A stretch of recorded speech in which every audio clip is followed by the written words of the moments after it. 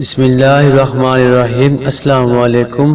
حضرت علی بن ابی طالب رضی اللہ تعالیٰ عنہ کی زرہ کھو گئی۔ آپ نے وہ زرہ ایک یہودی کے پاس دیکھی۔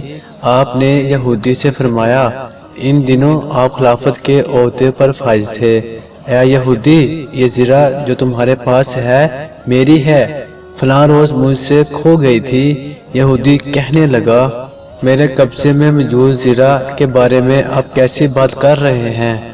اگر آپ میری زرہ پر اتنا دعویٰ کرتے ہیں تو اب یہی ایک چارہ ہے کہ میرے اور آپ کے درمیان مسلمانوں کا قاضی فیصلہ کرے۔ چنانچہ حضرت علی رضی اللہ تعالیٰ عنہ اور وہ یہودی دونوں فیصلے کے لیے قاضی کی عدالت میں پہنچے۔ جب قاضی کی نگاہ امیر المومنین پر پڑی تو اپنی مجلس سے اٹھ کھڑے ہوئے۔ حضرت علی بن ابی طالب رضی اللہ تعالیٰ عنہ نے فرمایا، بیٹھے رہیے۔ قاضی بیٹھ گئے۔ پھر فرمایا، میری زرہ کھو گئی تھی، میں نے اسے اس یہودی کے پاس دیکھا ہے۔ قاضی نے یہودی سے پوچھا، تمہیں کچھ کہنا ہے؟ یہودی نے کہا، یہ زرہ میرے قبضے میں ہے اور میری ملکیت ہے۔ قاضی نے زرہ دیکھی اور یوں گویا ہوئے، اللہ کی قسم اے امیر المومنین، آپ کا دعویٰ بالکل سچا ہے، یہ آپ ہی کی زرہ ہے، لیکن قانون کے مطابق آپ کے لیے گواہ پیش کرنا واجب ہے۔ حضرت علی رضی اللہ تعالیٰ عنہ نے بطور گواہ اپنے غلام کو پیش کیا۔ اس نے آپ کے حق میں گواہی دی۔ پھر آپ نے حضرت حسن اور حسین رضی اللہ تعالیٰ عنہ کو عدالت میں پیش کیا۔ ان دونوں نے بھی آپ کے حق میں گواہی دی۔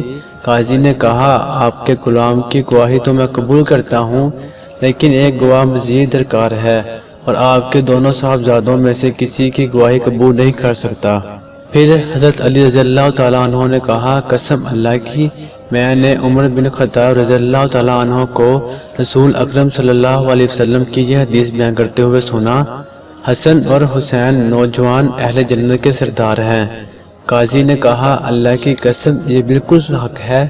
حضرت علی رضی اللہ تعالیٰ عنہ نے فرمایا، پھر آپ نوجوان اہل جنت کے سرداروں کی گواہی کیوں قبول نہیں کریں گے؟ قاضی نے کہا، یہ دونوں آپ کے صاحبزادے ہیں اور باپ کے حق میں بیٹی کی گواہی قبول نہیں۔ یہ کہہ کر قاضی نے حضرت علی رضی اللہ تعالیٰ عنہ کے خلاف یہودی کے حق میں فیصلہ سنا دیا اور ذرا یہودی کے حوالے کر دی۔ یہودی نے تعجب سے کہا، مسلمانوں کا امیر مجھے اپنے قاضی کی عدالت میں لایا اور قاضی نے اس کے خلاف میرے حق میں فیصلہ فرمایا اور امیر المومنین نے اس کا فیصلہ قبول بھی کر لیا۔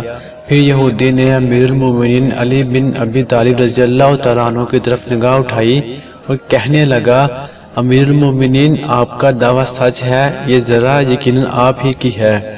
فلاں دن یہ آپ سے گر گئی تھی تو میں نے اسے اٹھا لیا تھا، لہٰذا یہ آپ ہی کی ملکیت ہے، آپ لے لیں۔ پھر کلمہ شہادت پڑھ لیا۔ حضرت علی رضی اللہ تعالیٰ عنہ نے فرمایا، میری یہ زرہ بھی اور گھوڑا بھی تمہارا ہے۔